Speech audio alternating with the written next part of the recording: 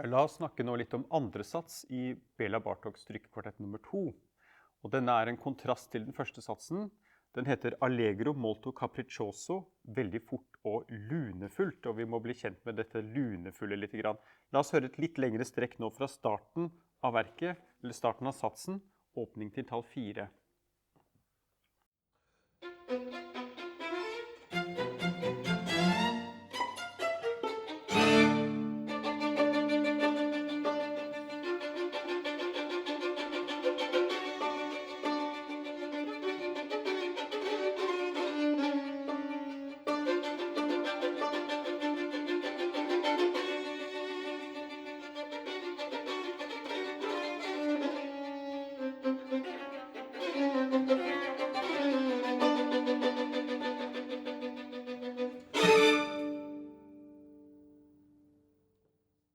Ja, takk, så da hørte vi jo et lengre strekk med hvor det er rytmisk drive, og nå skal vi få et annet eksempel på noe av det lunefulle, nemlig hvor liksom melodiske gester slynges ut gjennom kvartetten. La oss få høre cirka fra tall 13 til 14.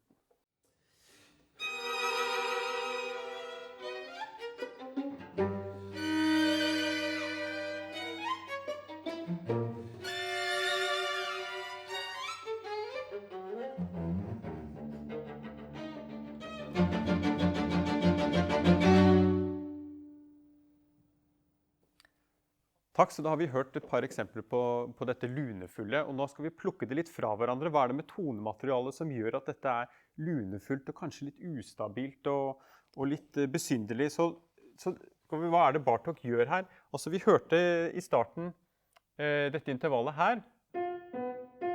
Det skal vi snakke litt grann om, men han bruker et skalamateriale som ikke er helt entydig, men la oss høre på denne skalaen, som kan kalles ungarsk dur.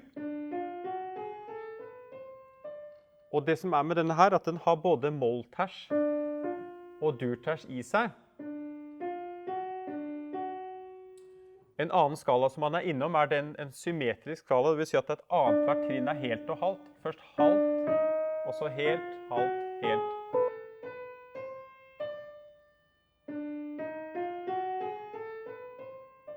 Og begge disse skalaene inneholder både en mollters og en durters, og dette intervallet her, som hele satsen begynner med, og den er jo, det er det som vi kaller for en tritonus, for det er 3 hele toner. I middelalderen så kalte de det for djevelen i musikken, for det er veldig ustabilt, og på 1700- og 1800-tallet så brukte man det intervallet for å skape spenning som måtte avspennes, for eksempel sånn som dette. Eller sånn. Og mange kjenner til for eksempel operaen Tristan og Isolde av Wagner med den mystiske akkorden som begynner sånn.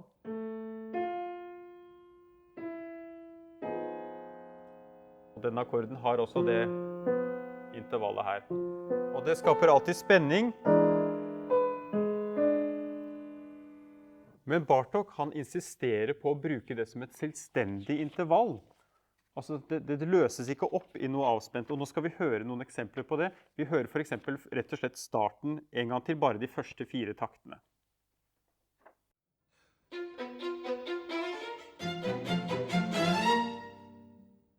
Takk, og så hører vi det lignende, men da er det snudd opp ned, nemlig fra tall 6 4 takter.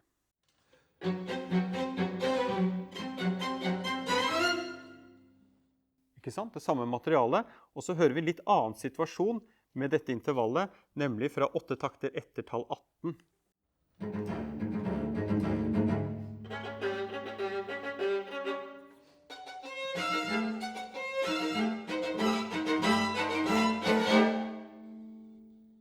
Jeg må bare være litt teknisk igjen. Også dette intervallet kretser om, er symmetrisk faktisk, om satsens sentraltone. Også denne satsen går i D, og så er det like langt derfra til ditt, som det er derfra til ditt. Og det er jo en mollters, en liten ters i begge retninger, som er liksom det viktigste intervallet i dette verket, kan man si. Nå skal vi til slutt da høre, for å få sette dette litt lenger i sammenheng, skal vi rett og slett høre slutten av hele satsen, prestissimo ut.